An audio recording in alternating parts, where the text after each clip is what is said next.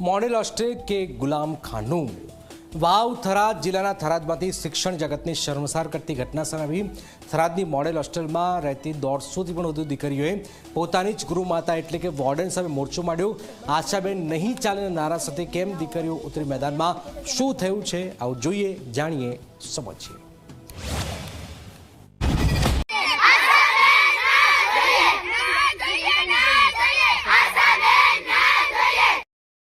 થરાદની hostel બની આંદોલનનું મેદાન। વોર્ડનની તાનાશાહીનો ઉગ્ર વિરોધ, પરીક્ષા છોડી દીકરીઓના ધરણા। થરાદની કેજીબીવી મોડેલ હોસ્ટેલ રણમેદાન બની ગઈ। હોસ્ટેલના મેદાનમાં બેઠેલી આ એ દીકરીઓ છે કે જેમના હાથમાં ત્યારે પેન અને પુસ્તક હોવા જોઈએ, પણ અફસોસ કે તેમના હાથમાં વિરોધના બેનરો છે। 150થી પણ વધુ વિદ્યાર્થીનીઓએ એક જ સૂરમાં છે, અમને ગૃહમાતા આશાબેનથી મુક્તિ આપો। વિદ્યાર્થીનીઓનો આક્ષેપ છે કે આશાબેન તેમની પાસે અંગત કામ કરાવે છે, કપડાં ધોવડાવે છે અને જો કોઈ ના પાડે તો તેને જાતિવાદી અપમાનજનક શબ્દો કહી માનસિક ત્રાસ પણ અપાય છે। બસો બહેનોની એક જ માંગણી છે કે આશાબેન અહીં ના હોવા જોઈએ। પછી અમે એમ નહીં કહેતા કે અમારે સોનલબેન જ જોઈએ, સોનલબેનની જગ્યાએ બીજી ગમે તે બેન હોવી જોઈએ, પણ આશાબેન ના હોય। આશાબેન એમના ઘરની સફાઈ કરાવે, અલગ અલગ રીતે બધાને પરેશાન કરે તો સહી એ બધું સાચું હોય? આશાબેનના વિરુદ્ધમાં અમે અહીંયા બેઠા છીએ। આશાબેન અમારે અહીંયા હોસ્ટેલમાં ના જોઈએ, એના માટે અમે લડવા તૈયાર છીએ। અમે સવારના 6 વાગ્યાથી અન્ન પાણી વગર અહીંયા બેઠા છે। અમે જેટલી ઘડી અમને ન્યાય નહીં મળે એટલી ઘડી અમે અન્ન કે પાણી કશું લેવા માંગતા નથી, જ્યાં સુધી અમને અમારો ન્યાય આપો। આશાબેન અહીંયા હતા ત્યારે અમને ખૂબ જ હેરાન કરવામાં આવતા। સરકારી હોસ્ટેલમાં રહેતી વિદ્યાર્થીનીઓએ તો ત્યાં સુધી આરોપ લગાવ્યો કે આશાબેન એકલા નહીં પણ તેમનો આખો પરિવાર હોસ્ટેલમાં જ રહે છે અને દીકરીઓ સાથે અયોગ્ય વર્તન કરે છે।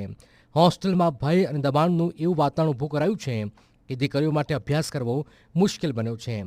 વિદ્યાર્થીઓનું કહેવું છે કે અગાઉ સોનલબેનના કાર્યકાળમાં તેઓ સુરક્ષિત હતી, પણ આશાબેનની ફરી નિમણૂક થતાં જ હોસ્ટેલ નરક બની ગઈ છે। અમારે આશાબેન પહેલાં મતલબ કે ઘણા સમયથી પહેલાં આશાબેન જ અહીંયા હતા, પણ થોડો ત્રાસ આપતા હતા, તેમાં મારપીટ કરતા હતા અને નફ્ફટો ભૂંડ જેવું બોલતા હતા, બાપ સુધી બોલતા હતા, એટલે ત્રાસથી તેમને ઘટાડવામાં આવ્યા હતા। પછી સોનલબેન અહીંયા આવ્યા હતા કુંવારલાથી, તે અમને સારું રાખે, મતલબ કે સારું મમ્મીથી પણ વધારે રાખે તે, અમે એક રહો સુખી, મતલબ કે સુખ જ અમારા હાલ કશું પ્રોબ્લેમ નહીં। છતાં પછી ઓલે શું કહેવાય કાયદા કે જિલ્લા માટે છે એટલે કે બદલી પાછી કરવામાં આવે છે। અમારે સોનલબેન રેડી છે, પણ અમે એવું નહીં કહેતા કે સોનલબેનને રાખો, બીજી બેનને રાખો। અને થરાદની કચેરી બધે આપી છે, અરજી આપી, લેટર આલે, પરીક્ષા પહેલા આપી, પણ કોઈ અમારા અધિકારીઓ અભળ્યો જ નહીં। એમના વહીવટમાં ઘણી બધી હોસ્ટેલોમાં ગેરરીતિઓ વર્તાણી હતી, જેમ કે જમવાની અંદર ડેડકો આપવું, પ્લાસ્ટિકના ટુકડા આપવા, સ્ટેશનરી બારોબાર એમને સ્ટેશનરીમાં વેચી મારવી, આવા ઘણા બધા આક્ષેપો હતા। અને અમારા જેવા વાલીઓએ જે એમને સીએમ પોર્ટલ પર અરજી કરી અને એમને અહીંયાથી છૂટા કરાવીને બીજા બેન વોર્ડન બેન તરીકે લાવ્યા હતા। હવે વળી પાછા એને જ વાલી આ બેન પર પણ એવા આક્ષેપો કરે છે, તો વાંધો નહીં, આ બેનની બદલી થાય તો અમને એની કોઈ ચિંતા નથી, પણ અમારે અને દીકરીઓને બધાને એ જ ચિંતા થાય કે આશાબેન પાછા અહીં આવવા જોઈએ નહીં।